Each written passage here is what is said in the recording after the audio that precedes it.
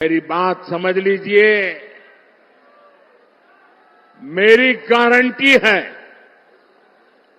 इन भ्रष्टाचारियों ने, इन बेईमानों ने जिसका धन लूटा है, उस धन को मैं लौटा भी रहा हूं।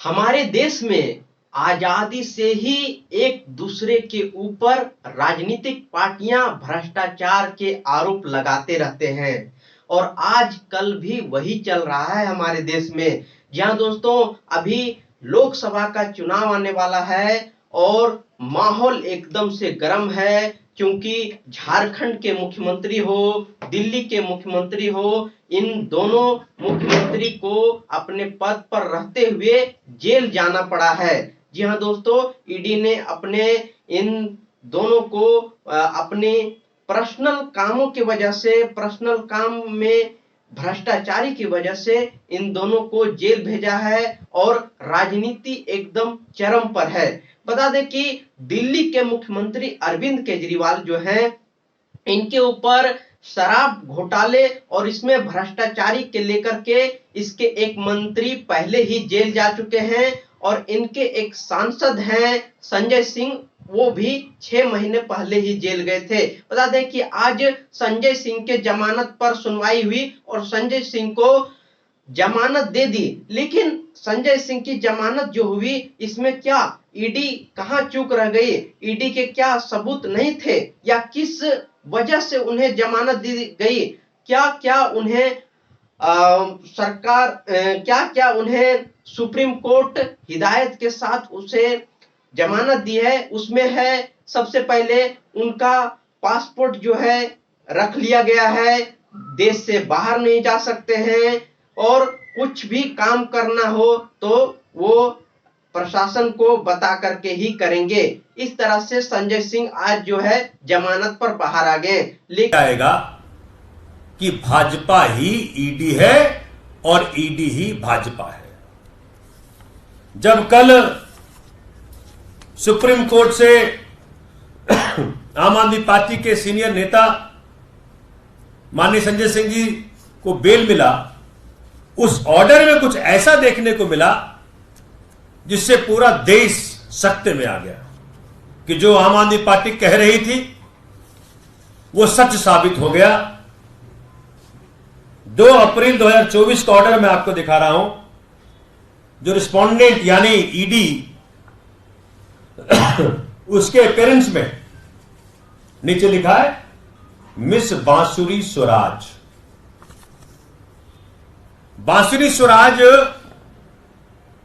भारतीय जनता पार्टी की स्पोक्सपर्सन भी है और लोकसभा प्रत्याशी भी है।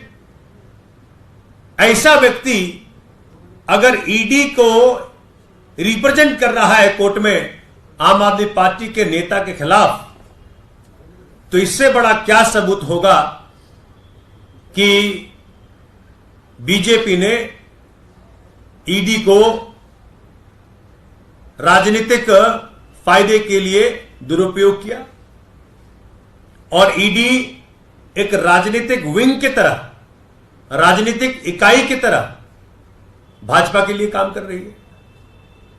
और जब यह बात संज्ञान में लाया गया, जब यह बात ट्वीट के माध्यम से दुनिया को बताया गया, तो ईडी कोर्ट गई है। देखिए बेशर्मी की हद, ईडी कोर्ट गई बताने के लिए कि नहीं उसका नाम डिलीट किया जाए, अपीयरेंस लिस्ट से उसका नाम डिलीट किया जाए।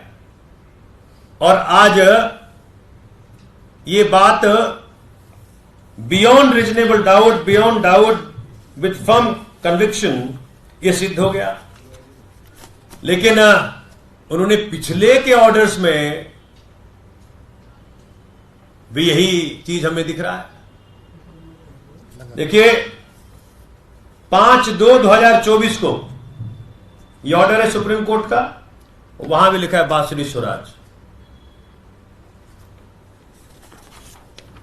12/3/2024 यहां भी लिखा है संजय सिंह जी का केस है ये, बांसुरी स्वराज ईडी को रिप्रेजेंट कर रही है।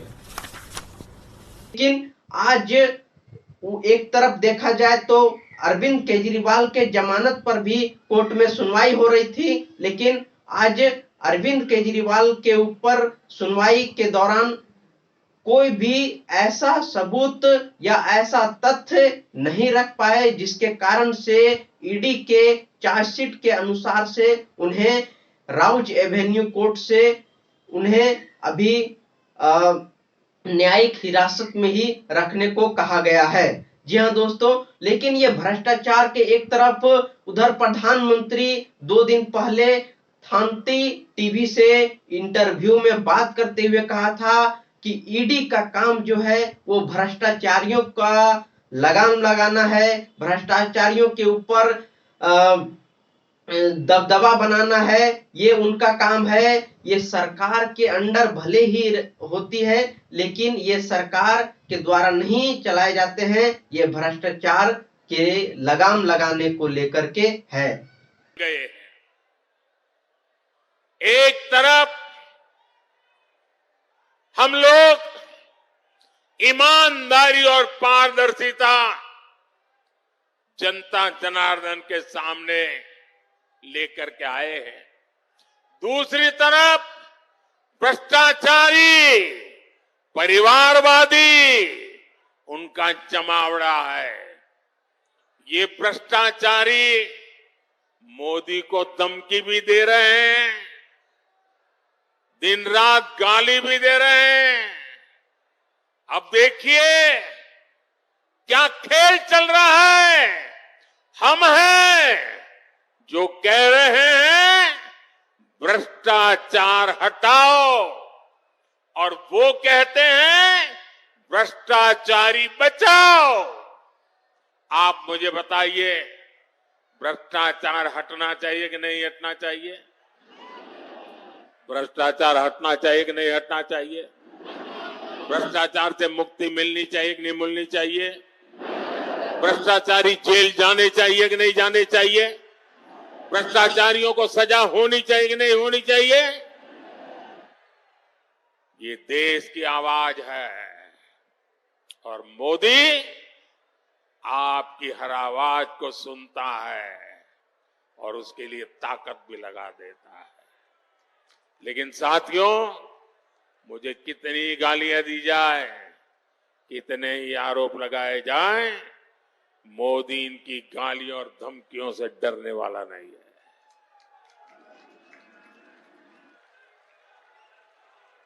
हर भ्रष्ट पर कार्रवाई जारी रहेगी, और तीसरे टर्म की शुरुआत में अब 2-2.25 महीने बाकी रहे हैं, बहुत कम समय बाकी रह गया है।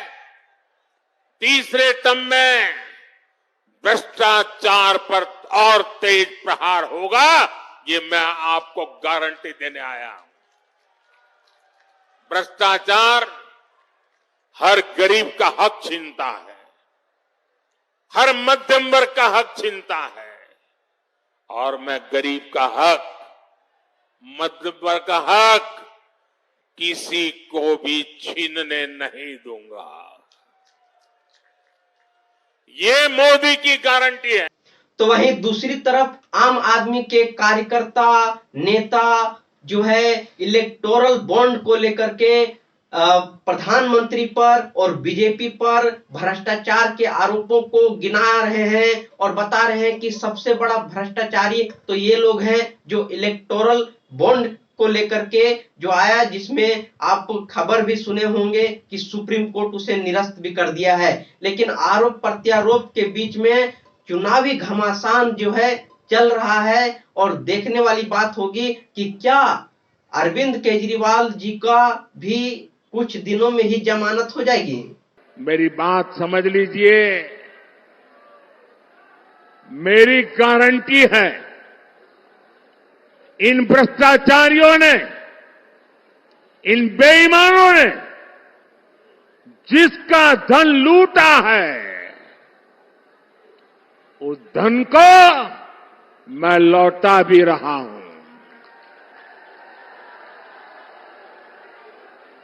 कांग्रेस की सरकार के दौरान गरीबों का छोटे निवेशकों का, बैंकों का हजारों करोड़ रुपए हड़प लिया गया था। आपको खुशी होगी साथियों, हमने भ्रष्टाचारियों की संपत्ति जब्त करके 17,000 करोड़ रुपए, कितने? 17,000 करोड़ रुपए, कितने? 17,000 करोड़ रुपए से ज्यादा मैंने उन जिनके पैसे गए थे उनको वापस लौटा दिया है। जिनका पैसा गया है उनके पैसे वापस मिले, इसके लिए मैं लगातार काम कर रहा हूं। ईडी ने जो संपत्ति जब्त की है, और अगर रिकॉर्ड मिलता है कि जिसके पैसे हैं उसी से पैसे गए हैं, तो मोदी आपके पैसे वापस दिलवाने के लिए जी जान से लड़ने वाला है। और मैं आज मेरठ की ये धरती, क्रांतिकारियों की धरती, वीरों की धरती से भ्रष्टाचारियों को साफ साफ कह रहा हूं, भ्रष्टाचारी कान खोल के सुन ले। ये मोदी पर चाहे कितने भी हमले करे, ये मोदी है, रुकने वाला नहीं है।